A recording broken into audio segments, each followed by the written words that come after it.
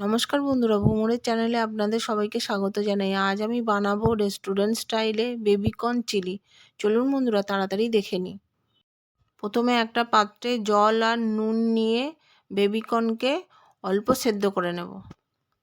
সেদ্ধ হয়ে গেলে জল ঝরিয়ে নিয়ে একটা পাত্রে বেবিকর্ন, স্বাদ মতো নুন, চালের গুঁড়ো 1 চামচ, 1 চামচ কর্নফ্লাওয়ার, 2 চামচ ময়দা, অল্প গোলমরিচ দিয়ে সবাইকে ভালোভাবে মিশিয়ে নেব। কড়াই গরম হলে তেল দিয়ে বেবিকর্নকে কড়াইতে দিয়ে ব্রাউন করে ভেজে নেব। ব্রাউন করে ভাজা হয়ে গেলে তুলে নেব। এরপর কড়াইতে অল্প তেল দিয়ে রসুন, আদা, কাঁচা লঙ্কা অল্প করে ভেজে নেব। অল্প জিরে দিয়ে দেব। এরপর হলুদ গুঁড়ো, লাল লঙ্কার গুঁড়ো, জিরে গুঁড়ো, ধনে গুঁড়ো, চিকেন মশলা, চিং চাইনিজ মশলা, সমস্ত মশলাকে ভালো করে ভেজে নেব।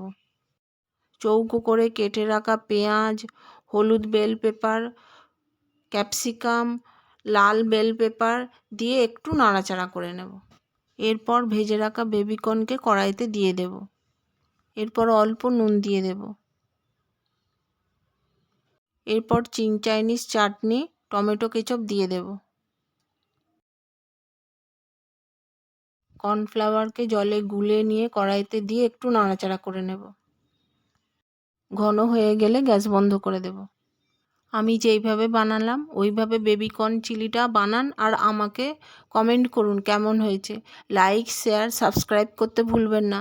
আবার দেখা হবে নতুন কোনো রেসিপির সাথে। ততক্ষণ ভালো থাকুন, সুস্থ থাকুন।